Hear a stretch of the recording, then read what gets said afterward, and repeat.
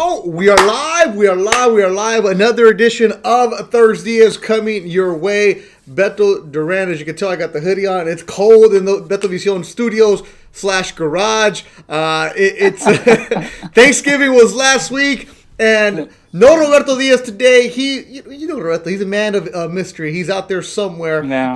It's myself, Joel Diaz, you. And everybody else is getting involved. Chicano Golf is checking in. Leti Ariola checking in. Tuto Bren is checking in. And the way we're going to do it today, before I bring in Coach, is we're going to have some special guests later on. I gave the link out to people. They have it. And if they jump in, they jump in, Coach. But primero, how are you doing? We didn't talk to you for Thanksgiving. ¿Cómo lo pasó con la familia? Well, first of all, I want to thank everybody. We're back in the show. I'm glad. I'm happy to be back and talk stories. I'm happy to see you. I'm happy to see you're doing good. And Thanksgiving was good. Couldn't be better with the family. We got together a little group, and basically just family. My mom, my dad, my sisters, my brothers, and families. Something nice, small, but we were together and we enjoyed it. Yeah, it's Oh, wait. We have people coming in. Let's see. Should we jump him in? Let him go. He's in the green room. I'll put him in. Why not? It is. Hey, something's wrong with my washer. I'm looking for somebody to fix my washer and dryer. Dude, and then I dropped my phone. I had to take it all apart right now. Razo. You see? Razo, what are you doing? Dude, I just set up. Look, am I good or what? You are good. You're good. It's Javier Razo, the guest host extraordinaire, is jumping in. And Razo, before you even came in, before I even knew that you were going to be here, our good friend, the Green Eyed Bandit, goes on and says it's going to be Team Chusma against Team ThursDIAZ already. Your fans come out strong for you, Razo. They represent for you. That's right, baby. Let's go. Let's do it. Yeah. All right, Está bien puesto el gallo, siempre. That's what's good about him. Razo's always there, man. He's standing strong. When I could, I'm here to support and do this. All right, Razo, let me get your camera ready to go. Now, all right, right there, the Razo solo shot. Everybody has it for his fans. Everybody's ready to go. I'm a little blurry, but is that what I look? Or it's okay, Razo. It's okay. Clean your glasses, gallo. Clean your glasses. I think it's your glasses. Oh my goodness. Oh, that's wait, that's me right there. I just gotta change things up, and as I mess with it, this is why we always get on the call a couple minutes early so we can get this stuff going on. Notice how there's no names in there, but hey, we appreciate you, Razo, because you were busy fixing your dryer right now. Yeah. Okay, we're good to go. Eso es hielera. Hey, Razo. Show it again, Razo. Show it again. I got cut off. Show it again. No, fuck you. Then you're gonna take a picture, cabrón. No, I'm not gonna take a picture. Look, I want you to take a picture. Look, here are my hands. I'm not taking a picture. Razo. Hey, are those your calzones hanging on the wire? No. I know they're looking. All right. All right, so there's the Joel single, the Razo single, me, and then here it is, the single. All right. And there we go. All right, so Razo, before we go on, Joel was talking about what he did for Thanksgiving, and Coach, you had the family over, and everything was nice and calm. It was good. ¿Qué más? Well, we went to my sister's house. My sister decided to have something in the backyard. They had a beautiful setup, and something small, but my mom and my dad wanted to have us there, so my brothers and my sisters, obviously wives and kids, and we had a good dinner, a few drinks, and everything was great. The way it's supposed to be. Everybody united, families, the way it's supposed to be in Thanksgiving, and we were blessed for another good year, full of health and and love with the family. This is the most important. Yeah. Hey, Razo, how was your Thanksgiving? It was good. It was small. I mean, it was just with my eternal family. We usually go to my brother's house, but because of the COVID and all that, we just wanted to stay home. So it was just my family and her dad came over, and it was small and sweet. Just the way it should be. Thankful to have the family. And then Friday, I took off to the desert to go riding. Aye. Yeah, I was gonna go to Glamis, pass by Joel's house, but we ended up going to Almirage instead Aye, because okay, my Razo. brother had to work and stuff. But yeah, we had a good time. It was a good Thanksgiving. And Razo, lean back a little bit. What shirt are you wearing right now? I'm supporting Time Flies, Jesus Sepulveda, Oh, okay. right? That comedian Jesus Sepulveda has his own podcast, Time Flies. Go and check that out. Support him. Friends of the show. We're all friends together. All right, let's get going on this one. We see that Toño's there. Toño's trying to get his I bet si Toño can get his way onto the show right now. He hasn't asked to come onto the show. And if you're listening for the first time to ThursDIAZ, we appreciate you. Make sure you guys go and support on iTunes, Spotify, rate, subscribe, and on the YouTube page at Beto Duran. Make sure you guys follow. If you're a baseball fan, I also got the Let's Go Ricky Roll podcast back again. We're going to do it in the off season. So if you're a baseball fan, check that one out. And Coach, you'll like it because we're having a professional podcast, myself and Ricky Romero. And all of a sudden at the end, he starts talking about the Rams and the Niners. And then he calls out Razo because Razo hasn't paid his bets. He knows. Razo hasn't paid his bets. It's Toño. I owe Toño too. Oh. And there's another one that I owe. Oh. Okay, tell you one thing. I hope you didn't invite me to get on this team so that you can tell me also because I've been right down by text, by Instagram, You bet Ricky too? by I the guess you bet Ricky Ricky. Roll show. I'm getting hammered here, bro. No, but you know what, Hey, Razo? all I gotta say- Razo, I got your back. That day, you were happy. You're having some drinks. I don't know if you remember. You FaceTime me. I mean, it I doesn't did. matter Look what I was at. doing. Well, okay, let me Okay? tell It you what doesn't happened, matter. bro. Look, it doesn't matter what I was doing, even if it was important or not. I mean, I answered your call. You FaceTime me. You were having a great time, and It you was me and called Eric me to P. tell for me. the record. Look, you called me and you told me you were with Eric P. And you said, hey, coach, man, right now I just got a bet with Antonio, the Rams, and the 49ers. And he says, I already bet Antonio. He asked me, he goes, you're in? I go, I'm in, Gallo. I'm on your side.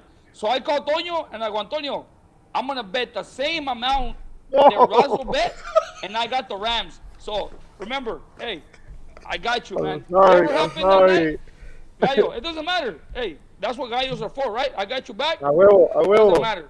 The funny thing is that me and Eric P. were just calling random people, and then it's funny because when Tonya was telling me, hey, you're gonna pass by my house, I was like, what are you talking about? I didn't go to Glamis after all. He said, remember the bed? And I was like, oh shit. Honestly, I don't. Wait. But hey, I'll take it. All I gotta say was the camera right here. Aguanten la vara, cabrones, because when it's payback time, I'm not gonna forget this shit. Razo, Razo, yo ya pagué. I paid Toño already. I bought him a half a dozen donuts and a coffee. Y dijo, ya con eso, carnal, es todo. I mean, it But is he what told it me is, he bro. likes pizza, right? We're gonna have to hook him up with some pizza.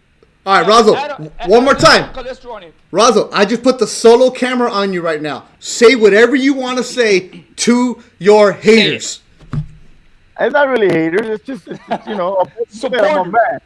I'll pay my bet, and I remember it's Tonyo, Ricky, and I also owe Joelito for a fight, previous fight that I'm going to them.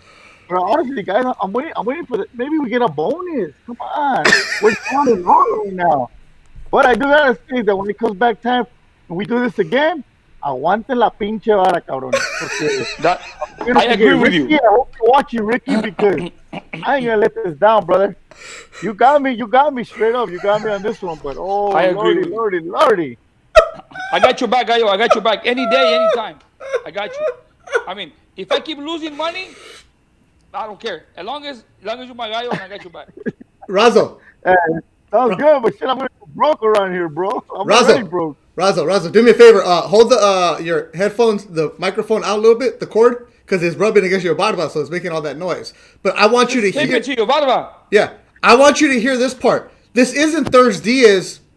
This isn't a show about boxing. This isn't a show about plática. Tonight, Razo, the reason I really wanted you on the show is because we're having an intervention. Like, Intervention. Eres enfermo, Razo. That's what Marco says. Es enfermedad. Hey, pero cuando gano, Razo es el tóxico. Oh yeah, he coach right for the gambling, está cabrón. Coach, because he got you a nice innocent boxing trainer, hombre de familia. He got you involved in bets that you don't even know these teams. Yeah, but Razo and I go way back. So hey, coach, Coach, we would have had. If Razo calls me and tells me, "Hey, coach, this is how it is," I'll say, "Yes, sir." You know, I mean, si él dice brinca, yo le digo, ¿qué tan alto? Razo, your friend Ricky Romero is watching right now, and I think you can see that comment that he just wrote. Oh my God, I'm gonna get off of this thing now. He's a millionaire, and he's trying to for $100. Oh, we got that's why he's the millionaire. Remember, millionaires no gastan un pinche penny, gallo. A huevo. He makes smart bets. Yeah, I gotta get on Ricky's accountant. My accountant, Eric P, is throwing in the chorro right now. Razo, what about this one? Ricky says, hasn't paid me yet. I'm not gonna pay him yet. I'm not. Hey, gallo, I'll pay him. If he's here, I'll pay him for you. Hey, I'm gonna tell him to give me his number. I'm gonna pay right now. Razo, Toño Diaz. Last year when I lost, I paid Razo in less than a week. Razo, you're not. Has it been a week? Has it been a week? Hold on, Tiger. Let me get the. You know what? I don't now. like Toño. I don't like Toño, but he's right. He never forgets dates. Yeah. Good. All right. Hey, you know what, guys? Let me tell you right now. I'm gonna pay you guys on the first. First of what? On the first chance I get. On the first chance I get. I like that, Razo. That's true. Hi, Razo. Hey, you guys ain't going anywhere. Come on. Let me tell these people one thing. Razo never said he's not gonna pay. He said he's going to pay. I just don't know when. Just relax. Right now we're going through a pandemic, so everybody chill. Yes, everybody chill, relax. They're getting paid. If he doesn't pay you guys, I'll pay you guys. So that they know. I wasn't gonna say this, but the COVID got to my Venmo, my Zelle. Yeah. Hey. Sorry. Hey, okay. Ricky says, "Pay me next year." Nah, Rick, I'm gonna pay you, bro. I'm not gonna let you keep harassing me. It's people. I'm also on Instagram. Hey, on Ricky Roll. I mean, it's just I'm getting depressed here. Coach. Should we start the show or keep the intervention going? Because I think a lot of the fans and the viewers are watching right now. I think they're probably looking at it and say, maybe I have a problem too. No, I guarantee you right now they're laughing. No, but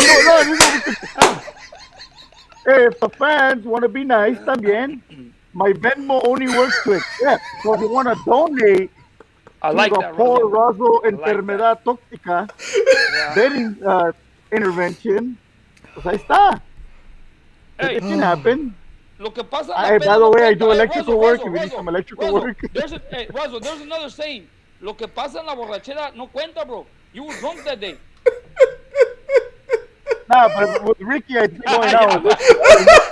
Oh, he catches us over. Yeah, he catches me on a good one, yeah. All right. Every time I think I'm going to get him on the golf course, I can't. Today I blew it, bro. Today I had an opportunity to win $75. On a dude, I got closer to the pin, and I 1, 2, 3 putted. Gotcha. I blew it.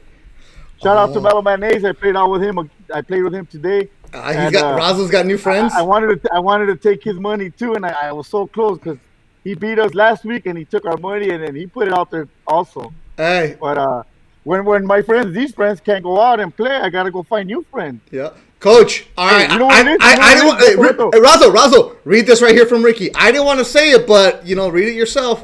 Let them know. I usually let Razo make his money back by saying, "Hey, it went away." Oh, there it is. Hey, make this foot. Pick it up. But no, he even tells me. He gives you chances, Razo. Come on. I know, but he even tells me, Razo, you make this foot. I don't know Ricky, but I like him already. He's giving you chances. Dime that. He even tells me, Robin, you make this foot from right here, I'll give you $1,000. Hey, I I want get to meet nervous. Ricky Romero, man. I need friends like you, bro. Pero hey, Razo, it's because Ricky's trying to be nice because I get in his head. I get in his head. So he Ay. tries to come at me like, "Come on, hey, Razo, go fund me, I'm not Razo. gonna." Hey, we got a GoFundMe for you, Razo. There it is. Chicano Golf said he's always down. Here. Oh my God! Everybody wants to start a GoFundMe for Razo. Razo already Por told you. favor, Just por send favor. him a Venmo. There you go. Oh No, man. hey, Beto, and you know how I know that he's not lying? I'm gonna tell you, because there was some good times back then when his washer or his dryer breaks down. Hey, he'll call somebody. If he did it himself today, la cosa anda mal, man. La balanza anda baja, gallo. Hey, Ahorita. hey, gallo, I remember when I used to come and put the Christmas lights up for me, guys. I was like, hey, just put this Christmas, boom. Ahorita ando como los pinches changos arriba yo poniendo las Christmas lights, bro. Times are tough right now, bro. Hey. Hey, I had to tell my son, hey, amigo, not this month. Porque ahorita no, I got my son a ponerlo a hacer el garden porque Oh my God, the comments are hilarious. Vamos a vender tacos de birria para Razo. don't get me started. I have a plancha I can start. Oh, yeah, Razo tiene una pinche plancha y nomás prenda la plancha y vámonos. Oh man! All right, 15 minutes of Razo Enfermo intervention. Razo, do you feel better? I do good, but damn it, Ricky, I'm looking at you, buddy. All right, can we start the show now? Can we start the ahead, show? Yeah. All right, here we go. Welcome to ThursDIAZ. Beto Duran, Joel Diaz, and today's special. Always great to have him in the show. Razo Diaz. What are we drinking right now? I went and got me a little canela right here, and then I'm gonna throw some whiskey in it. So vamos. Hey, my canela is still in the stove right now, so I should be getting my canela pretty soon. That's pretty good right now. It's that time of year where you're turning on the canela in the house and it smells like like Christmas. Yeah. Razo, what are you drinking? Let me get to that. I have a cat that was doing the. Oh, pues vente. Here, Joel, let me go put your show right here. Ricky says a message to you, Joel. Never met you, definitely want to meet you as well. Es que nunca le invito a su rancho. Lies, coach, lies. Everybody's No, welcome. pues es que, a mí, no se arriman para acá. Arrímense al agua y se les quita la sed, hombre, ya sabes. Conmigo no hay problema. Aquí, el que se arrima para este lado, ya sabes, lo llevamos al rancho. Oh, there you go. Oh, my goodness. Let's see. How long is Razo going to be there? Cristian Tutu Brenes también, hey, saludos al Tutu, mi gallo. That's it, man. It's funny. I love messing with Razo. It's just so easy right now. Because I even texted him and I was like, hey, Razo, can you come on the show? I'm fixing my dryer. I even told him, like, hey, just get on whenever you want. No worries, no pressure. And then now I make him feel all bad that he wasn't here on time. What's up, Razo? No, he's good. Okay, what are you talking about now, huh? Oh, you're the best, Razo. What are you drinking? What do you got? Mira Modelo nomás. chelada. Mira nomás. Tamaño familiar, gallo. Para que rinda. ¿Verdad? Ahorita no ocupa ni ponerla en hielo, está fría. Nice and Está cold, como yeah. larga de pingüino. ¿No? Salud. Salud. Ahorita viene mi canela también. Wow, you drinking straight from the bottle? Mm-hmm. Damn, don't be telling fuck you, Razo. Fuck you, relax, tranquilo. Tómate la canela, Beto, ¿eh? Oh, I can Hey. Don't be FaceTiming people later on, eh? No, I'm not gonna make any bets. Tomorrow morning I gotta get up and I gotta record a show, so I'm not gonna get that drunk tonight. So here we go. All right. Last week and last Saturday, and it's still going on right now. I did something I haven't done in a long time. I paid for a pay-per-view, $50 to watch Tyson and Jones. Coach, did you watch it? Yeah, we watched it. Yeah. Yeah, we watched the fight. I mean, you know what? If you analyze the fight ahead of time, honestly, I honestly knew what was going to happen. I mean, because us trainers prepare fighters for fights, right? And if we know that Mike Tyson was a devastating puncher. We know that Mike Tyson is like all in, and he has that anger. Roy Jones was a boxer. So, if I was to prepare Roy Jones for Mike Tyson, I would tell him to do exactly what he did. Don't let him set up, don't let him get in, and when he gets in, just hold him, close the gap, and because if you exchange with him, you will get hurt. And I mean, Mike Tyson was looking to dance, but he didn't have a partner. Roy Jones played it safe, and honestly, from the beginning, I said, I'll watch the fight because the respect Roy Jones and Mike Tyson deserve, because in their prime they gave us great action fights. They gave us a lot of great fights back in the day, and even though they're older now, we knew it was more of an exhibition. I mean, they deserve the respect. I mean, to watch the fight, and I mean, Roy Jones did what he had to do. You know, he didn't want to exchange. He held as much as he could, and he was always at distance. And when he wasn't at distance, he was trying to stop Mike Tyson from getting hit. So that's my opinion. It was. Have you ever been part of something like that, Coach? Where like it's not.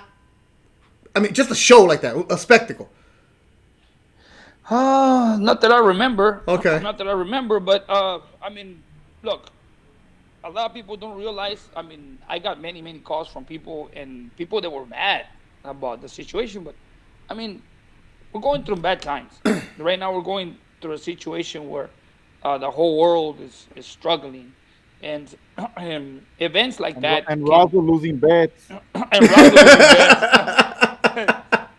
You know, so we gotta understand that. I mean, whatever's out there, we gotta take. I mean, a lot of people don't have jobs. A lot of people are home depressed. At least we look forward to watching something that has some sort of entertainment, you know? Yeah. And that's how I see it. Mike Tyson and Roy Jones, you know, at their age, they decided to put this show together for the people. It's great. It's like when Chavez and Travieso Arce do it. I mean, now it's motivating other fighters that are retired to come back. And it was what I was saying. Oh, sorry, Coach. At this point in time, it's good. At this point in time, it's good. When everything goes back to normal, obviously, you know, big fights are going to happen with fans. But right now, since nobody can go anywhere, I mean, we're just at home, just very limited. I mean, it's good, you know, putting up a show like that, have something to talk about, give people something to talk about previous and, you know, after. Yeah, it's like when people were asking me, hey, this fight, what do you think? Blah, blah, blah. Is it like a mockery of boxing? I'm like, you know what? Nah. We know it's an exhibition. It's 2-minute rounds. Yeah. Eight of them. We know what it is. But me, as a 42-year-old, I don't really remember Tyson prime. I remember Tyson ear biting. Yeah, and it was just, I just didn't, I never saw him. So for a chance for me to actually see Tyson, because I only saw Tyson after he came out of jail when it was just a shell of what he was supposed to be doing. Right. So for me, at 42, to see Tyson come out in just the black shorts, the boots, no socks, it was like, wow. I mean, was it going to be a good fight? No, I didn't expect a good fight. I just wanted a show. Like, I just wanted something to see that. So I was telling people on Twitter, like, just enjoy it for what it is and go with it and just, you know, run for it. And it was also telling people, like, look, you guys have never heard of Badu Jack before. Badu Jack got exposure. The two little kids that fought before him, that went back and forth, I put on a good show. I'm like, damn, like there was actually good fights on that card. And just enjoy it. And I think one of the problems I have with hardcore boxing purists is that they take everything so like no, it's got to be this way. It's like, hey, it's 2020, it's evolved. Like, let's enjoy the spectacle. Yeah. Like, because you know what, we've worked a lot of fights, Coach, where it's boring as hell the entire night. Like, and whether it's your broadcaster or there, whatever it is, it felt like an event that a week later we're still talking about it, and that's what I think is good for the sport. What about you, Razo? Yeah. Oh.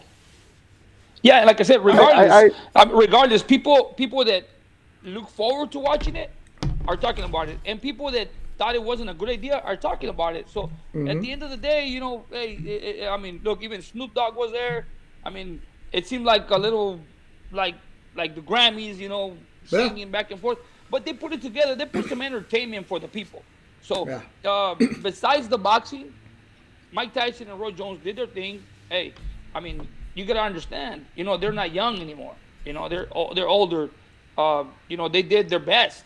So whatever they gave us, we have to appreciate, because at one point in their careers, they gave us the best of their ability. You know, that's the way I see it. Right, Razo?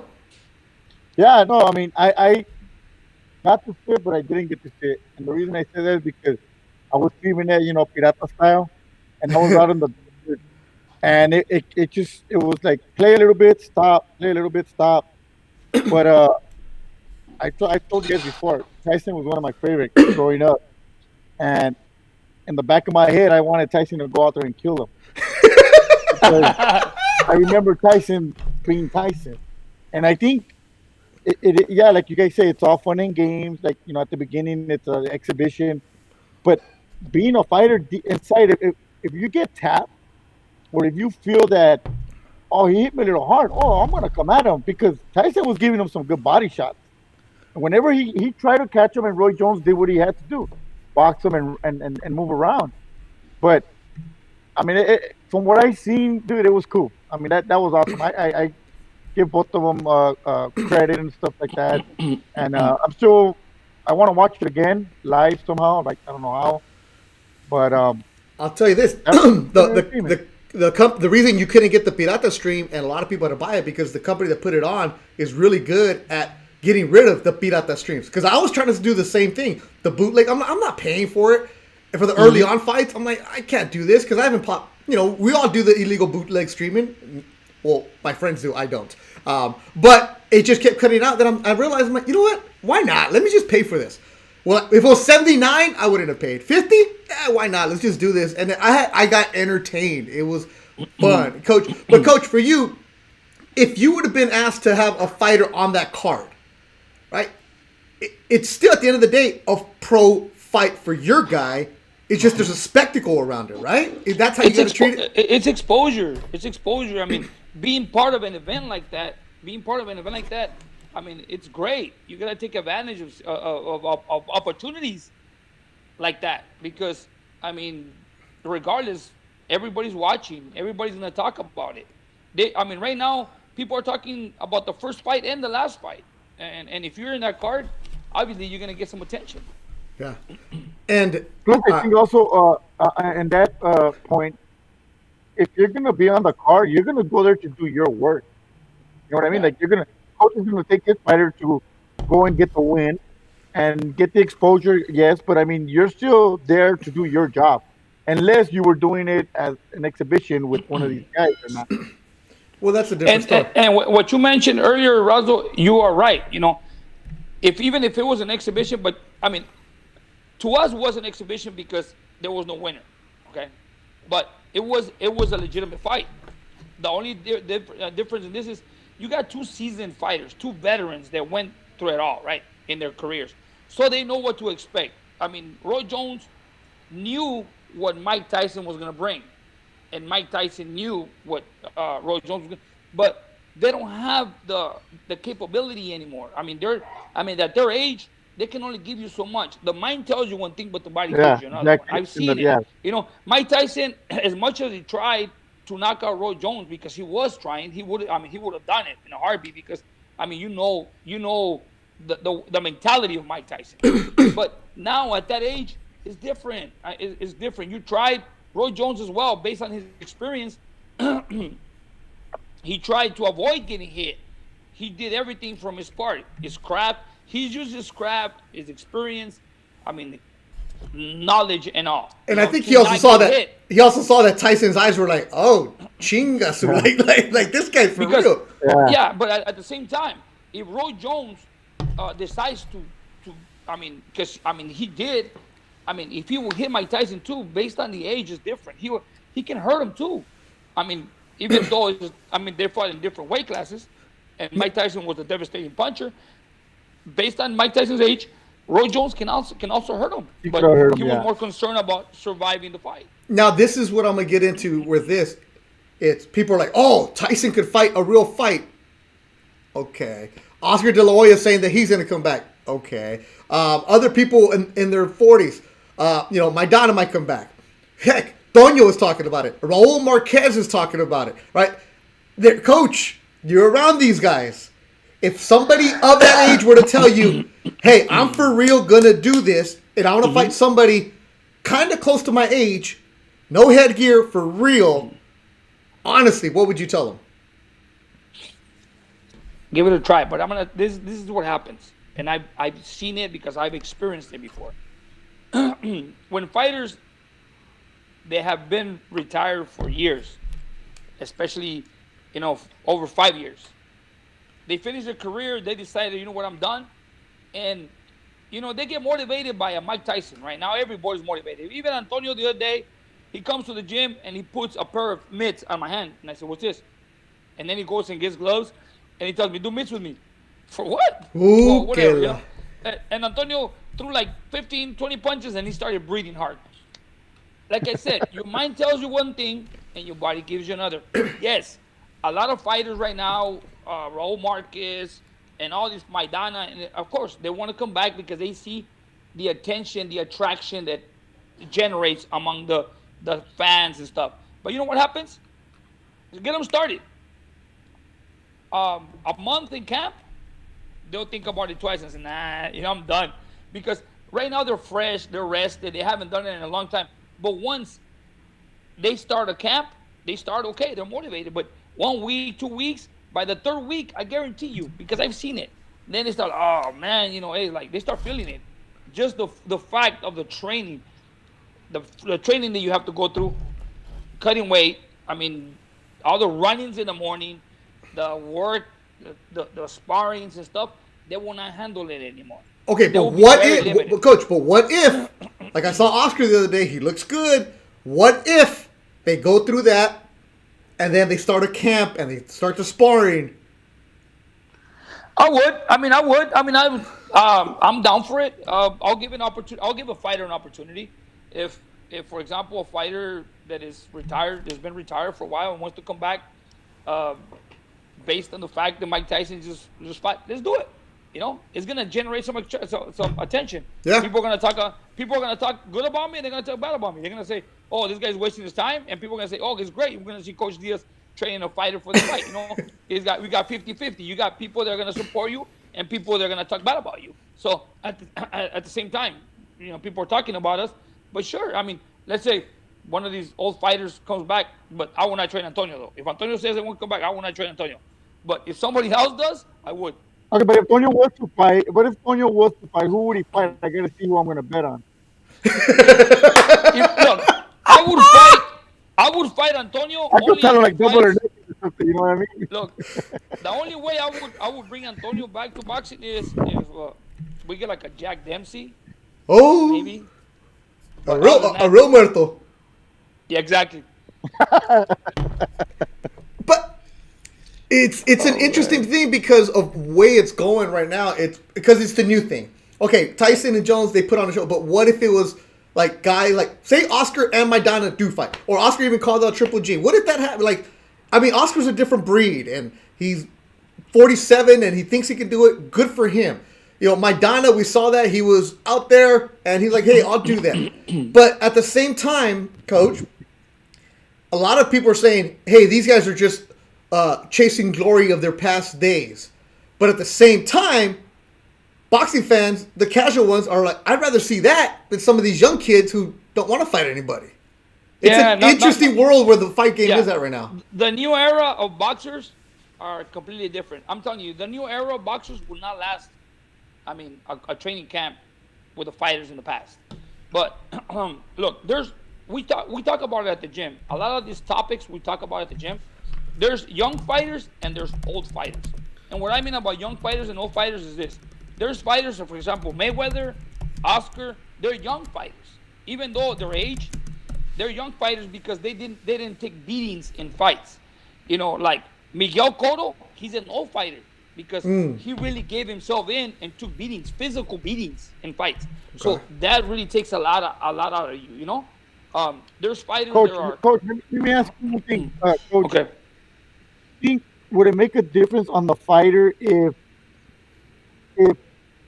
for example, like Oscar, we keep talking about Oscar, if he was to come back and fight because he retired and never came back and fought again and then retired again, do you think that makes a difference in the body where somebody retired but then he came back, fought again, retired, and then he wants to come back again?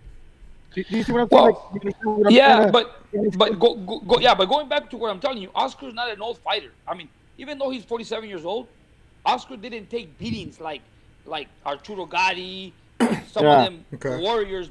Oscar was more of a smart fighter. He was always on the outside. Only You know, Pacquiao beat him up. yeah.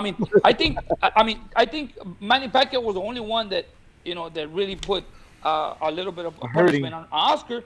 But other than that, Oscar was always boxing, moving in Yeah. control. So that didn't put a lot of toll on his body. Oscar can still come back, and I think he can perform, not 100%, but at least I'm thinking like a 75% he could perform because he's still at that point where he can dominate somebody. But On the real, so, who do you think he can be up to with and like honestly be like, nah, Oscar, don't like to say yes he can hang with Triple G or like, dude, you're picking on the wrong cat. The Like, only who are thing, some players that you the only feel? difference, the only difference right now, Oscar's smart. Oscar's a smart fighter. If he gets back on his rhythm, and Hey, he he gets a hired me. good, He's smart. if he hires you and gets a good training camp, get a proper sparring for Triple G, he could put up a good fight with Triple G. The only difference Really? is inactivity. Inactivity can be a problem because all the time off. Remember, Triple G's still active. Um, But he would Oscar's have been to like off. box him kind of Of a la course, Roy, you have to box box Triple their G, be move, box smart, their move. move around and And stuff. that's where the cardio has to come in. Exactly. He needs to have intense cardio. But like I said, right now at this point, after Mike Tyson and Roy Jones, I would love to see and Felix Trinidad. Hey, come back. Let's get it. Hey, let's get it, That's man. always been mine. Let's be. That's always Oh, me been too. my To me, that's the only fight that I think that deserves a rematch that never happened, and I was hoping it happened and never did. And right now, there's the opportunity right there. Hey, Tito Trinidad, where are you? Hey, let's do it. There's Tito. still Wow. unsolved, some business to be taken unfinished care of, business, baby. Yeah. unfinished business. That's it right there. And it just goes to the state of the. You were talking about, coach. Some of these fighters right now, they're complaining like, oh, they're not getting attention or they're not doing this. And I'm like, dude, like, what are you doing to promote your fight? What are you doing to help your promoter? What are you doing in management? Like, what are you doing for yourself right now?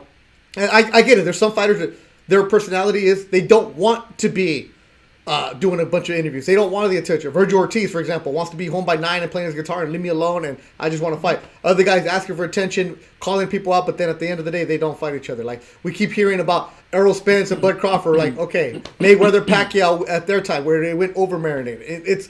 It's like that's, I think, what turns off a lot of casual fans to it. And, I work in different sports and I go anywhere else. This is the first time, coach, where people who had no idea even liked sports were asking me about this show right there. And I told you, when a couple people asked me that, oh, that Badu guy, I'm like, how do you even know about Badu Jack? But because he was on that show. And it's an interesting, different world that we're in. Which leads me to the question from Arturo. What do you think of the YouTubers fighting? Razo, I'm going to start with you because as a matchmaker, you know what it takes to get in it. So, Razo, give us a little bit behind the scenes of what it takes for somebody to make their pro debut licensing-wise. Not the training-wise, but what do they have to go through just to even get a license to be approved to fight? Because Nate Robinson against Paul was a California-sanctioned professional fight. Okay, you broke up a little bit. I don't know if it was you or me, but I heard something about you. I heard. Oh, Razo, what does it take? Say it again. What does it take to become a professionally licensed fighter in California?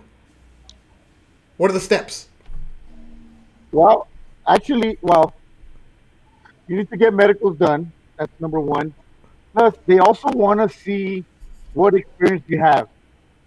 So when you become a pro debut, there's a certified coach that has to sign for you that says, yeah, this kid, it has amateurs or this, or some fought either for the Olympics or some just have a good amateur record to to debut yourself. What I don't understand is how they're getting like YouTubers all of a sudden and what are they putting on that paper saying what experience they have? I mean, Well, like okay, a Logan I'll tell Paul you. I'll tell you right here. From what I was told, is somebody, you said it. Somebody did sign off and say that this kid has been training. They were training with certified trainers, not just a whatever professional mittman, a legit professional trainer, and those trainers had signed off on it that we vouch for those guys to be in the ring. But also because of the YouTubers, they're based off you mentioned it, the experience. None of these guys had amateur fights, so for the fighting level is the same. That's what I was told. That could be it too. That could be the one where it's like, well, who are you going to fight with?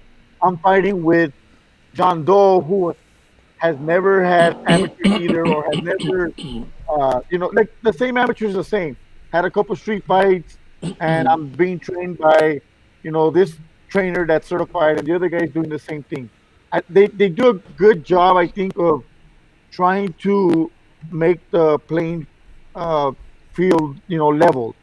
They're not going to put somebody that's, when was it like an Olympic team or something, with some guy who's just came out of nowhere. Yeah. So that's how they get it. So that's why people are like, oh, who sanctioned this? They have to go through medicals. They have to pass a bunch of stuff. They have to do the blood work. People have to sign off on it. So, and for those of you wondering, like there was a story out there that they only got $600. It's like, what are these guys doing fighting for $600? Let me take you behind the scenes again. California Commission rules, you have to get paid $100 per round minimum. So they were told, here's your $600. That's it. But on the side deal of in their contract, they can get pay-per-view, they can get appearance fees, they can get endorsements, all that other stuff. Guardian Angel says, so anybody can get in the ring now? I mean, as long as you get licensed, because Razo, I'm going to say it, I've worked a lot of fights. Coach, you've seen a lot of fights over the years, and we've all said it like, who the hell signed off on this kid, Pobrecito, to leave and give him a license to get beat up in this ring right now? There's been so many fights that we've worked. We've had a lot of static when Ceniza fought that girl. But she had pro fights. Exactly. And she had, a little title from wherever she fought. So it just depends. It's going to depend on who it is and who you're fighting. Like if I want to fight with, well, a little older now, but when me and Will were going to get it on and Coach was going to be Will's trainer.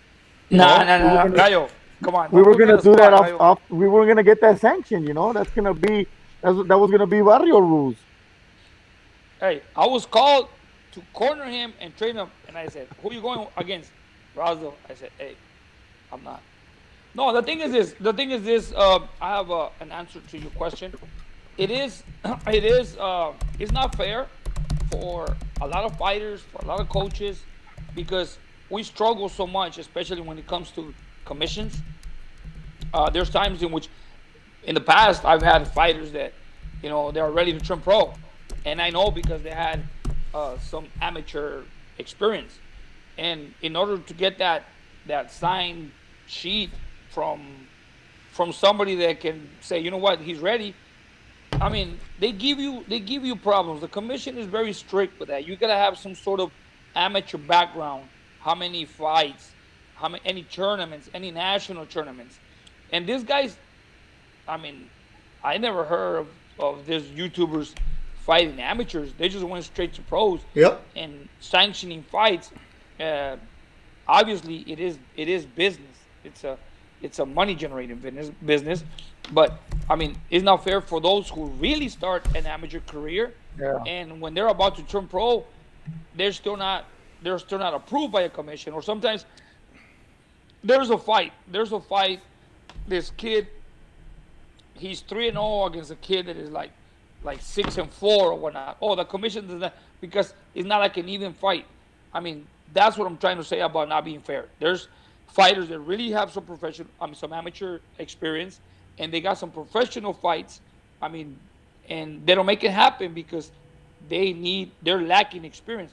Now these guys, where did they get their experience? I mean, in the gym. In the gym. I mean, all these fighters are required to have some sort of amateur experience, and these guys don't have it. But they do let them fight. They do approve them. They do sanction fights. So now they're professional fighters. And that'll probably change it up too. Now you have an example of they set a precedent of, well, you let that guy in. How come you can't let my guy in? It opens up a can of worms too.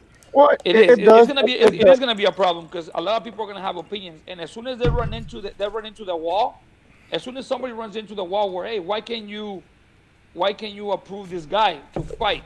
He has fights. Oh, but you approve that guy, and and of course it's gonna open a can of worms.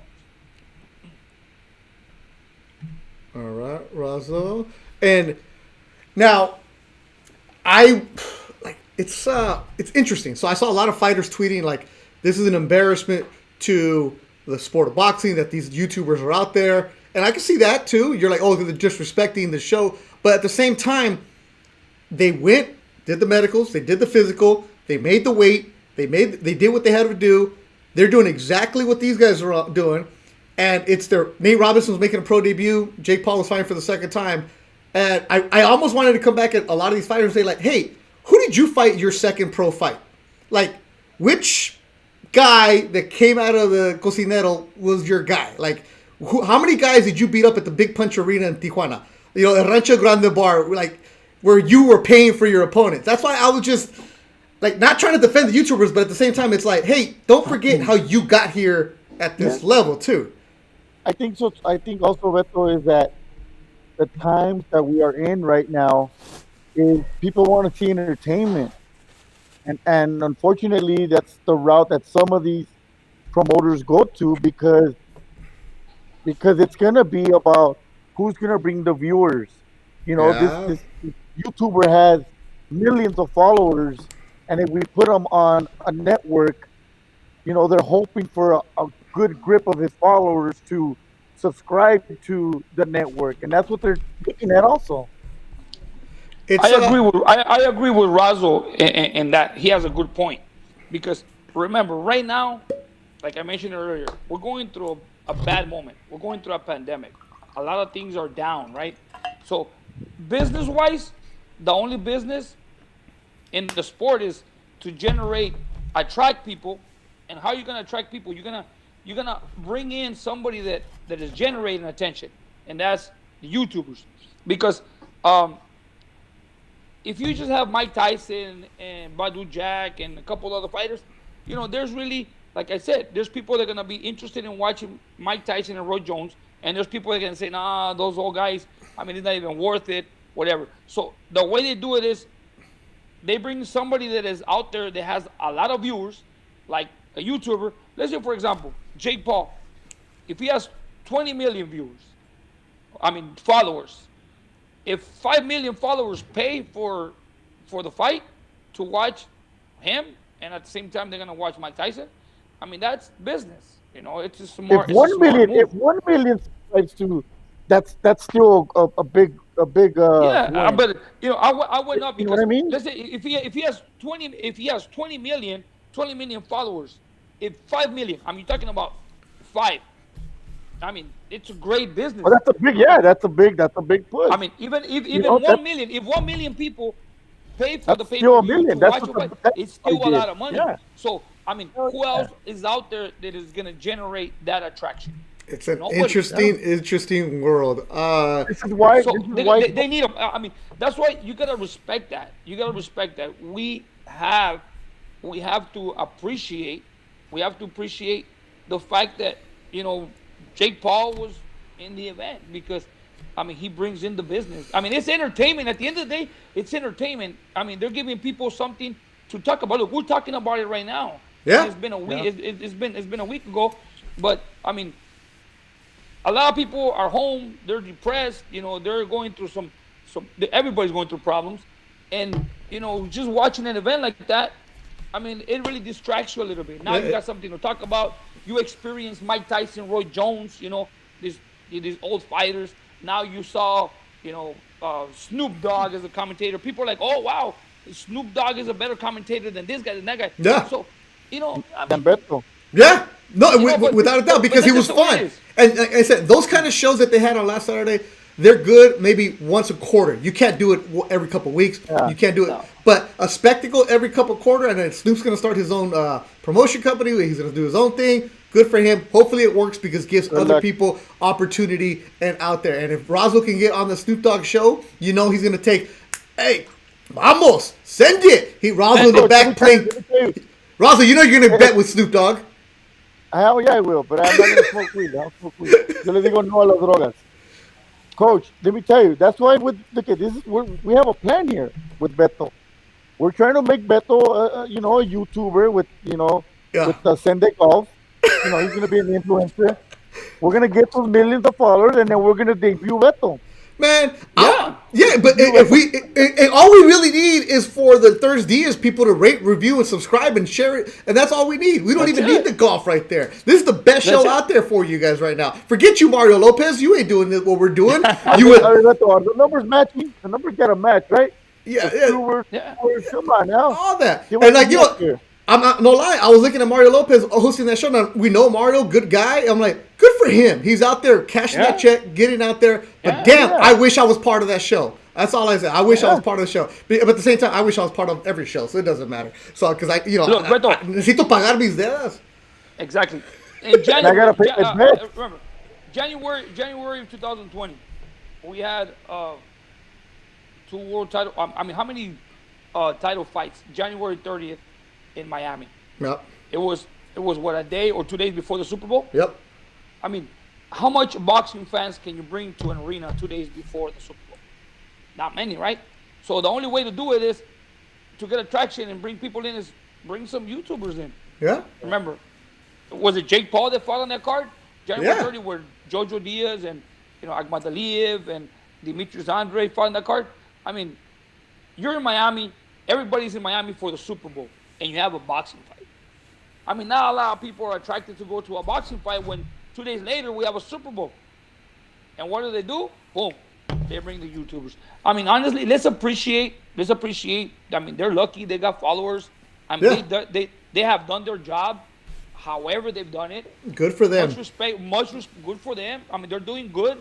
Let's respect them because they are there for a reason. They started off one way and they are where they are now. God bless those guys. Yeah. And a lot of people are benefiting off of them, off of what they started at one point, and they're here now. Right now, we're going through some bad times, and it's not going to generate a lot of business if they just have a couple of boxing fights. But they put those guys in. There's some attention from the fans, and not only from the boxing fans, from people around, Yeah, you gotta be. But I ain't gonna lie. I can't wait till somebody knocks them on their ass.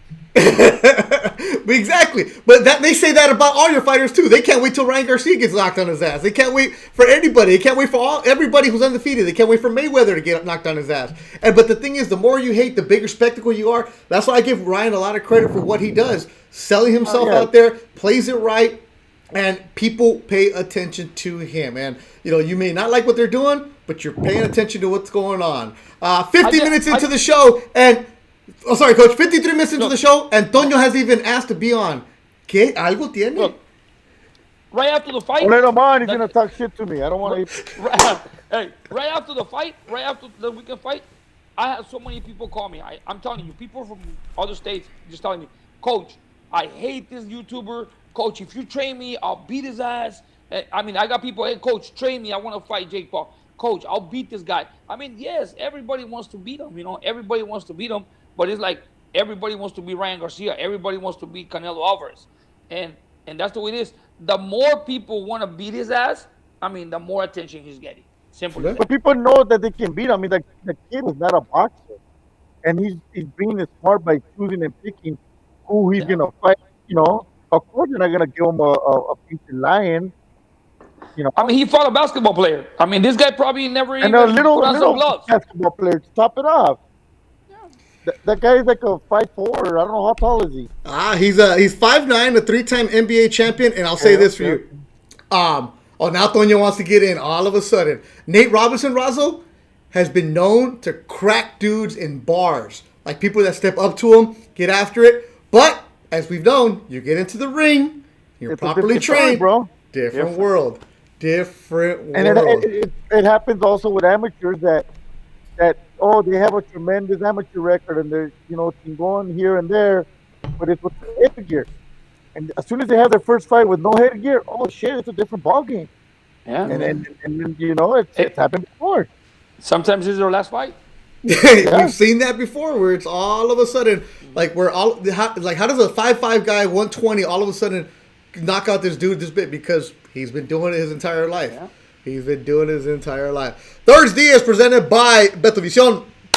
Joel Diaz, Razo Diaz is in here today. Thanks everybody who's checking in with us. Toño is still begging to get in. I don't know if we're gonna let Toño in. Nah, I'm good. Yeah, you don't need it, Razo. You don't need it. Razo is gonna say no from beginning to end. You know what's gonna happen. As soon as you put Toño in, he's gonna start pointing fingers at Razo like, I told you I'd be. Yeah. And you know what, Toño. Bring his punk ass in here. Hey, remember, he only has one follower, Alan. Oh, there he is. What up, Razo? Antonio. Razo! How are you? ¿Cómo anda, gallo? Fuck you. With only one chelada, imagine. Dude, I love you. Dude, I was just about to say, we're even on the bed, don't worry about it, but you know what? Por eso, I want it now. Zell it now. Y a puros dollars. Zell got coronavirus, my friend. Wow. Hey, he can only receive. Congratulations, Toño. Congratulations. Thank you, Razo. Hey, Beto. Mande. Last Monday, I think I think it was the Rams against Broncos, I think. Who they play? Right after the game, he called me all fucked up. Him and Eric P. Hey, Toño, we're gonna fuck you guys up this Sunday. Bring in the rest of the chusma. And then, and I was like, he goes, let's bet $100. I go, I'm down. Let's go. I go, let's shake it. I even went like this. I go, let's shake it. He goes, okay, let's shake it. I go, Eric, you're down. He goes, yeah, I got it. I'm the witness. All right. So he goes. I'll be in Glamis. I'll be on my way back from Glamis, so I'll stop by your house to collect the money. Hey, ella estaba seguro que he was gonna win. I said, I'll stop by your house to collect the money. I go, all right, no problem. So after the game, le mando message. And I saw he was on the desert. I don't know if it was Glamis or not, but I thought it was a Glamis because he had said he was going to Glamis. So I sent him a message after the game. I sent him the message. Y digo, Gallo, are you still gonna stop by my house to pay me? He didn't answer. Yeah, my rato. Hey, I didn't go to Glamis. I ended up going somewhere else. I ended up going somewhere else. I go, okay, well, sell me the money. He goes, you know what? It's the I don't remember doing the bet. Can you remember? You told me. Okay. Razo, you told me. I don't remember what kind of bet I made. Can you refresh my memory a little bit? I have the message. I'll send you the texts. I go. Well, actually, you FaceTimed me. You were all fucked up after your game, and you called me out, and we even shook on it on Zoom on the FaceTime. And Eric P was there. He's our witness. He goes, Eric P don't remember shit. He goes, he don't even remember how he got home. They sent it. So I was like, there. I said, hey, so I was like, man, there you go. My bet says. I said, la neta, I don't remember the bet. Refresh me, please. We are loaded, but I got you. Las chusmas. Coach, what is that? What do you have right there, Coach? What is that? What is that doll right in front of you? What does it look like? We can't see. Reese. Bring it back a little bit. Bring it back a little. Like Razo. Is it Razo? That's Razo right there. Is Razo when the Rams beat the 49ers? When was that? It hasn't been in 2 years. God damn it. Oh my God. Razo. Yes, sir. Why is everybody picking on you, bro? It's okay though because it's lo que pasa. I can't always be. You know what? I can't always be. I don't like picking on Razo. When I win, right? When I win, when I win. And I pay my bets right away. Yeah, I'm winning. So you gotta show that when I lose. I can't be like Mayweather. You can't win them all. You can't win them all. He wins. But how much money has he lost? Mira, last time that we made the bet, he goes, I'll bet you, and I'm gonna be at the fights this weekend, and you better pay. Sure enough, he showed up for the fights. I paid my bet right there. Bam. Okay, so when I Right? see you for the fight, I'm gonna pay you. Bam. Hey, I like that. All right? Hey, when he sees you for the fight, bam. I'm gonna man, look at this. See you guys. Right here, Coach. This is from my buddy Carlos De La Torre. Let's get Toño against Razo in the ring. Nah, I Toño, you retired don't already, want bro. to talk, I Razo can't. will win. Look, I'll train I can't Razo. extend. I'll train Razo. Razo will beat him because Antonio can extend his elbows. I can't extend them. Look, tan chuecas. Look it. Look, Tan chuecas. I'm done. Hey, I can't either. My fucking gordura don't let me. Okay, Okay, like. I got Razo. If I train Razo, Razo will beat him. Me too. I got Razo. Look, Antonio, after Double 30 punches, he's dead. Oh my God. Hey, see a Razo. I don't see. If I don't knock him out in 10, 15 punches, I'm done.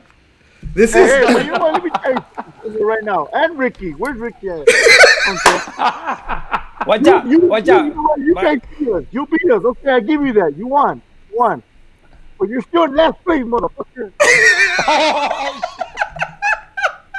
Hey, I don't care. That's right. Hey, I I don't do care. care. I don't care. I know. Coach, wouldn't you think? Yeah, that's true. You, Look you at- win the war, but you lost. You lost the war, but you win the battle. No, stop. No, you won the battle. You won the battle, but you lost the war. Mira. Some shit like that. We're gonna go to the Mira, last year, I Joao don't was on. then we probably won't even go. Razo, Joao has been capping on me after the Super Bowl. You guys fucking lost the Super Bowl. Yeah, we went to the Super Bowl. They did it because we spanked them. But I tell him, dude, when my season ended, as soon as we put the putiza on the Packers, boom, I was like, I don't care if we win or not win. As long as we spank the Packers, that was it. Now you sound like What my you guys had boss. this year? That's what Roberto said, because I don't care if the Rams win this and that, as long as the Niners beat them. Now, you as a Niner fan will remember this. A couple of years ago, the Niners only won 2 games the whole damn season. Hey, I'm not Toño, just just money. You serious? And they beat the Rams. Hey. Wow, Razo, you're talking about 15 years ago. Ya lo Oh, like perdiste, 3 years Razo. Ya lo perdiste. He's Oh lost. man. Focus. All right, this show is officially off the rails. This is exactly, it's like Saturday night show where you don't know what's going to happen. Things are coming your way. All the Diaz are involved here. Saturday night was exciting. That's what happens when you include the Chusman. No. Saturday night was an exciting event. You had the YouTubers, which was exciting. I mean, people were talking about the YouTubers, but I think it's exciting to have these guys there. I mean, they're some kind of little celebrities in their own world. But Hey, you like how Toño had his speech ready to go? Like he had it. He's reading it. His wife has it like this. His wife has it in front of him. That's what he's doing like this. hey, my wife has a prompter. She's like this. I gotta read it. Right there in front of him like this. So that's why he's like this. He's trying to catch up to the letters. No. Actually, you know what? I started watching the ThursDIAZ at the beginning at 8 o'clock, but at 8:30 I had to stop because my sister-in-law had a little gender reveal. No, my sister-in-law had a gender reveal on a Zoom, so we had to do the Zoom. So you're gonna be padrino again? Hey, Damn. No. we could have done it on the show right here. We could have breaking news on I know. Thursdays. Exactly. Man, Damn, see, you didn't think about it. My compadre didn't think about it. They should have been. And second of all, they should know that the show starts at 8 o'clock. They shouldn't be revealing anything on Thursday nights. Yeah, it should have been at 4:30. Yeah, You know what? It was my You mistake. know what? Let me Sorry, guys. hang up on. No, don't hang up on me. I'm gonna hang up on you, Toño, because No. Don't do that. No. Give him a little more. Don't Hey, do that. give him a little more time. Remember, we need the How much Chusmas- for we 10 need more the minutes? Chusmas too. Okay. Toño, Right now, 100 bolas. right now, 100 bolas I owe you. watch. Oh, Right now, it's Mike Tyson, Roy Jones, you and I, and then we brought the YouTubers. we did. We brought the YouTubers in. Razo Hey, and hey, YouTubers. Hey, the other day I did Mr. Joao. 2 days ago I did Mr. Joao. I threw 16 punches.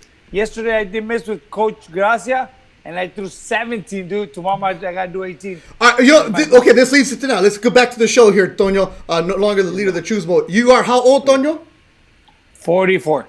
How many professional fights did you have? 60. Your last fight was how many years ago? That was August 11th, 2000, August 12th, 2011. All right, so Ande, güey. almost 10 years. Nice. Almost 10 9 years, years. right? Whatever. Yes. Wait, what year is this? 2020. I forget it. Anyways, if you were to be serious about, I think I still got it, could you get through a full camp? I don't think I can. Because my last fight, I remember my last fight, I was like, man, I was just hoping that my camp went by fast because my body was taking a beating, big time.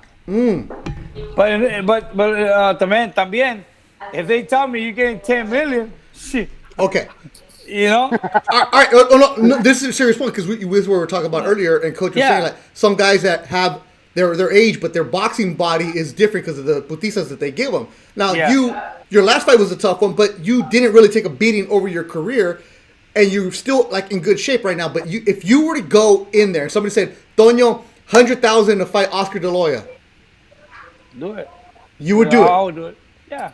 I What would. about if it's I mean, a I won't let him. Yeah. I won't let him. No, the reason I'm bringing up Oscar is Besides that. no, because you guys are close enough in age. Yeah. The thing is, if you tell me, oh, you're gonna fight, like for example, oh, you're gonna do an exhibition, you're gonna fight Oscar. No, real You know, fight. Or real fight, yeah, on Oscar De La Hoya, I'll be excited because it's an Oscar De La Hoya. But tell me, oh, you fighting John Doe de Tijuana, I'll be not even worth. What about maybe Margarito? we fight.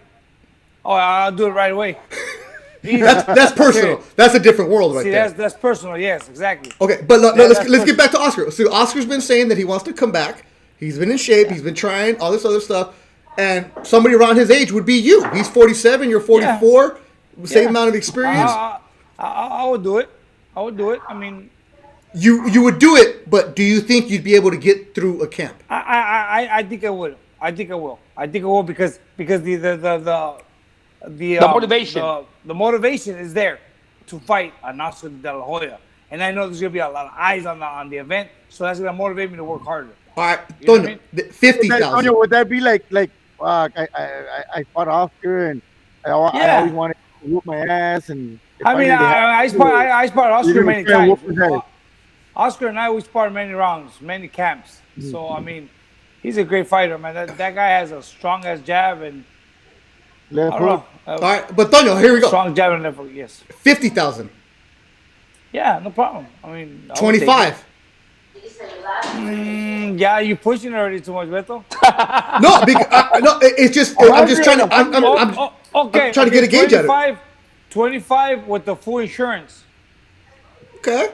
You would do it for 25? I would have to talk to Jolito about that. Yeah, but that's what the thing is. That's what some of these guys that are coming back and they're fighting. It's like, well, what are they getting in for? Like, are you going to go in there as a fighter? Not you, Toño, but as a guy who's just going to go in there just to move around and get your check? Yeah. Because people want to see a real fight. No, I would go in there. You know me. I'll go in there and I'll put up a fight. And Coach, you said you wouldn't let him. Okay. Joe wouldn't let me. It's not worth it. Honestly, it's not worth it. I mean, even though there's attention and there's motivation, and I've always said it, and it's happened to fighters. Yeah, well, remember the Margarito fight? My right brother. now, you know. I mean, look. You remember? I mean, hey, look. I stopped the Margarito fight with Antonio in the 9th round, and look how he is. 10. Imagine if I would 10. give him. Okay, 10. Imagine if I would give him 2 more 10. rounds. I mean, there it is. 2 more rounds, He bro. owes me. Ay, mi hermanito. No, He's missing. He's what? He's a sandwich short from a picnic right now. Imagine if I would have given him 2 more rounds. You know what I mean? Hey, So he me should be falta un thanking tornillo. me. Me falta un tornillo. I can find that tornillo. Y la tuerca también. Tornillo y tuerca le falta. No nomás tornillo. Imagine if I would have let those 2 more, in 2 more rounds. The Margarito hardware was store gonna be down the stronger. street. Hardware store down the street. Look, Beto, the thing is this. Even with fighters, this fighters nowadays, it always happened. I've seen it with Diego de la Hoya. Yeah. Diego de la Hoya. Diego was going to fight, and you give him somebody that, a kid from Tijuana. His training is different. His training is like, whatever. But if you give Diego de la Hoya a guy like Ray Vargas or, somebody with a name, they step it up. I've always said, fighters always step up to the level of opposition in the training, and every starts in the gym. If you're fighting just an average Joe, I mean, you train, but whatever. There's no motivation there. But if you Thank fight you for somebody saying with an that, aim, Coach. Thank you it's for different. saying.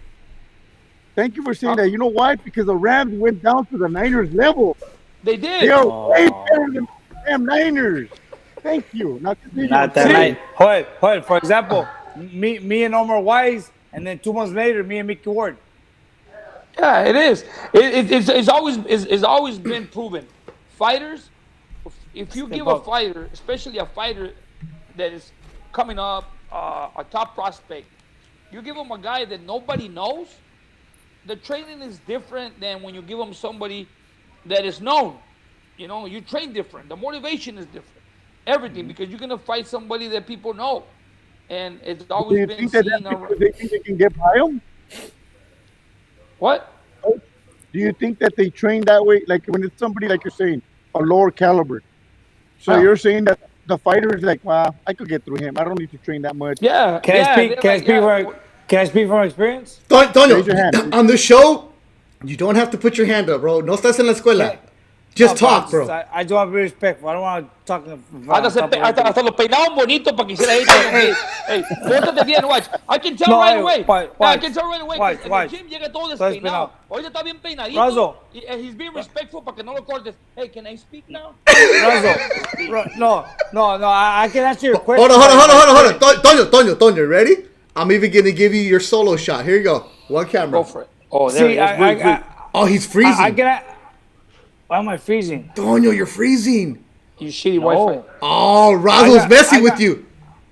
Razo's messing with the great Wi-Fi. I got great Wi-Fi. Oh.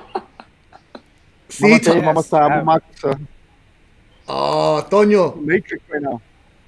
Oh, everybody's fine except for Tonyo. See? Okay, let me move it. He started talking bad about Razo. He had... Okay. All right. Good? All right, if you don't do it, I'm going to drop you. Okay, look it.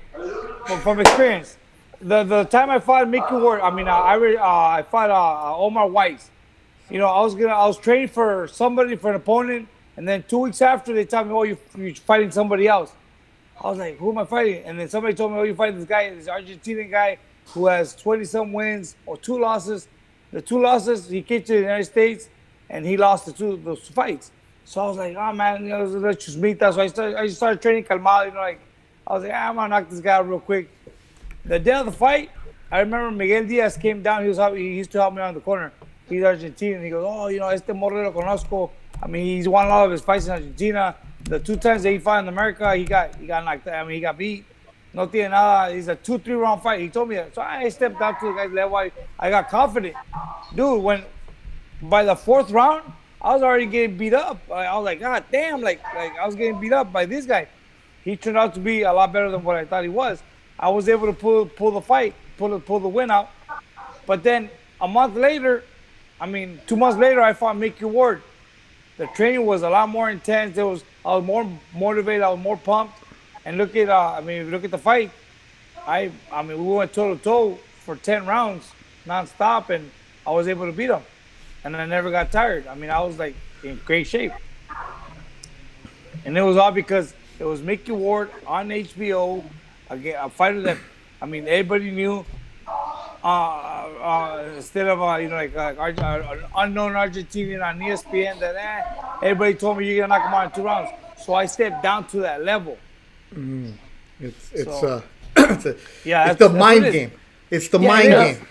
It's like Diego De La Hoya when he fought Randy Caballero. He stepped up the level of training, motivation, everything, because it was a former world champion. It was on a big undercard, on pay-per-view. So he stepped it up rather than fighting another small fight on a smaller network with the unknown opponent. Tonyo, now back to you training. You did the mitts, right? You did that stuff. How tired were you? Oh man, I was. I must have threw maybe 25, 30, 40 punches. I was tired. I couldn't even talk. Now if you think about it, if you had to get in shape right now, fighting shape, how long would it take you? Let's say if I were to start maybe by January, the end of January, February, I'll be ready. Come Start getting a on! little bit of shape. maybe. A Fighting little bit of shape. shape. A little bit. He's A little bit of shape. Okay, how long would it take you No, fighting shape. You're talking about maybe March, April. to start a camp? How long would it take you to start a camp? Right now, due to my weight and I'm, to all that stuff, maybe, man, what do you think, Joel? Like 4 months? If we were to start, let's say for example, No, this no. week Well, coming remember, up, I mean, because everything's a process. Like right now, if Antonio were to start after his inactivity, I mean, we have to start slow. Hey, coming in the gym, start breaking him in because he's gonna be sore for the first 2 weeks because he hasn't done anything in a long time. I mean, just. But where do you just- start? Like, what do you start? Do you start like running a little bit first, or do you Yeah. start Yeah, right yeah. away We with start the cardio, food? Yeah, weight. we weight. start running them. We start running them slowly. You know, fighters run 35, 40, 45 minutes. Antonio, we start him out with like, hey, let's run a 15-minute jog, 15 minutes, and it's gonna be hard for him 15 minutes. You know, And controlling and then the following the week food intake. we add another 5 minutes because the first week after inactivity, I mean the first 2 days they're gonna be really hard because his whole body's gonna be sore. I mean, and it's gonna take 2 weeks of recovery through training. He's gonna be really sore. He's gonna pull in through training with soreness in his entire body. You're talking head to toe. Coming to the gym, Bones, joints. working slowly, punching the bag, a little bit of mitts, 3 or 4 weeks. And then later on, after 3 weeks, maybe 3 weeks, 4 weeks, a little bit of sparring. And then once he starts sparring, it's going to take him a while to get his timing and his distance. Talking about another month, 2 months. And then That's if he doesn't get hurt. Yeah, that's if he Yes, doesn't get hurt. yes, I mean, that's if we if I go don't get hurt. through, any obstacles in between. See, I'm But tired then- of hearing that right now because Oh, a yeah, lot yeah, of no, a lot of people are listening right now. They're like, okay, it's December. I've gained my COVID 30, like me, and new year, new me. I'm gonna get a diet. I'm gonna start doing this. I'm gonna start working out, and that's just a common person. So when all these fighters are saying, I want to come back, and this and this and that, that's what the hard part is, right, Coach? It's the 15 Yeah. minutes of skipping rope, the running, the warming up, all that stuff, and then that's just your warm up. Yeah. No, and fighters And the soreness you get the next Don't day. take The for soreness. instance that fighters, as they're training, they're losing weight, so they don't have, I mean, the full Energy. because you're cutting on your meals. You're not eating the way you were eating a week ago. So as you're training, you put in a lot of work in your body. Okay, you're sore.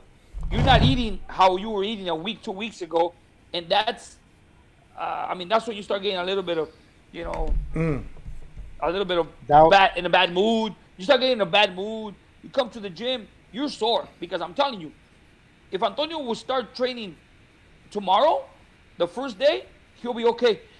He'll put through 15 minutes of jogging, but the next 2-3 days, he's gonna be like really sore at the gym from his legs, and then we still have to train. It's like there's no such thing. Like, okay, you're sore, take 2 days off. No, we have to keep working even though you're sore. And then you can't put him to spar with the Uzbekistan guys or the Kazakhstan guys. No. I wouldn't go. In order for him to spar some of those guys, it would have to be maybe like 2 or 3 months. That's why I'm saying, like, some of these guys that are old and retired, or the people who think that anybody, I train for 6 months, I can get into a boxing ring. They can't. It's just a different world, isn't it? Yeah, a very different world. Very different. I've had fighters that've been here. Let me give you a great example. Razo remembers Jamie Kavanaugh. Remember Jamie Kavanaugh? Yeah, el güerito. Razo, el güerito. Yeah, el güerito. Irish. He was Irish, but he lived in Spain. Yeah, he was active, great kid, great fighter. Beautiful heart. That kid, he's still in touch with me. And then he had some issues. When his dad passed, he took some time off, and then came back and fought again, and then again, one of his uncles died, took some time off and came back. So when he decided to come back and start training again, that's when I had all these Uzbeks here. I had some of the Uzbeks. I had Oscar Duarte. So he says, hey, I'm going to try it one more time. And he did. He was here for a camp. He didn't have finished camp. And you're talking about a camp of 2 months. So one day he comes to my house and says, hey, coach, thank you very much for everything you've done for me. He says, I'm already past my prime. I cannot keep up with these youngsters anymore. See you later. And he left, because going in the ring at 135, 140 pounds and sparring the younger fighters, he was putting up a hell of a sparring, but his body and his mind were not there anymore like it was before. So he felt it. He goes, hey, he told me straight out, he goes, Coach, I cannot keep up with these youngsters anymore. I'm sorry. Hey, Tonyo, I already know. Or for Coach también, what would be ideal weight? Like, I don't know how much Tonyo weighs, but what's for all these fighters, including Oscar, what would be a weight of saying, like, okay, I'm going to come back to fight, so I'll lose X amount of pounds? Or at what weight do you think they should come back and fight? Like someone that's going to it depends on it 20 depends pounds? on It depends how much they weigh. All right, Tonyo, what would be your weight? My weight, they say if I'll come back, I'll probably do what would one you like do? 150, 155, 160. What did you fight at? I was fighting fight at, at my last 47. fight was at 157, 47 the last one, 49. Wait, you can make 155 right now? I mean, if I start training, yeah. You know, couple years ago, That's what- ask Joel, couple. Watch, let That's me tell 40 you, pounds? Watch, hold on. Couple years ago, as Joel, my compadre and I, we made a bet. Timothy Bradley was getting ready for a camp, and we made a bet 4 weeks before the fight, before the weigh-ins. We go, hey, let's make a bet. Let's make $1,000 bet to see who loses more weight. in 4 Enfermos weeks. over here. All these enfermos. Hey, It's all hold on. betting. Hey, why did you We tell were me? like, okay, we were like, okay, let's make a bet. We all bet for $1,000. Me and him, $1,000, and then Bradley goes, okay, I'm gonna give $1,000 to whoever drops more than 25. So, in 4 weeks, I dropped 41.1 pounds. In 4 weeks. Holy shit. Beto, so 41, don't that's forget. right, Joe. Hey, look, don't forget that once Antonio retired, at one point, the first time he says, you know what, I'm done. Antonio says, hey, I'm done. That's it. I'm gonna take some time off. Antonio took some time off, and he went from 140 to like 210 pounds. 215. Antonio, or 215 pounds. And then I think it was 2 or 3 years later. 2 or 3 years later, he told me that's we're touching the subject of after you retire, you come back and how you feel. So then, Antonio, 2 years later, because towards the end of that era, of his era, I noticed that every time he was getting hit, he was swelling up bad his face. So he took so much punishment in his fights that he needed a break. So he took a break. Was it 2 years or 3 years, Tonyo? 2 or 3 years. I took 3 years. I took 3 years. Exactly 3 years. 3 years off. And then he starts telling me, and then he got that little urge of coming back. And he tells me, hey, I want to come back. And I say, Antonio, just relax. Just take care of your kids. Come on. And then one day he kept insisting, hey, I want to come back. And one day he sort of got bothered. And he's like, hey, well, instead of supporting me, you're like always putting me down. I go, I'm not putting you down. I mean, what do you want me to do? You're 215 pounds and you tell me you want to come back? You want me to pick up the phone right now and call a promoter and say, Antonio wants to fight? How long is it going to take you? Or are you going to fight a heavyweight? Because you're not showing me anything from your part that you want to fight. You're just telling me and you're getting bothered because I'm not paying attention to you. I mean, you're not showing me anything. I said, show me. I was just telling them, but not showing them. Yeah, you're telling me that you want to come back, but you're not showing me anything. I'm not going to pick up a phone right now and call a promoter and say, hey, my brother he wants to fight. So if this guy calls me and training. says, hey, will he be ready for a month? I'm going to say, no. And then when is he going to be ready? I mean, what is he was 215 pounds, and Antonio's career weight was 140, 147.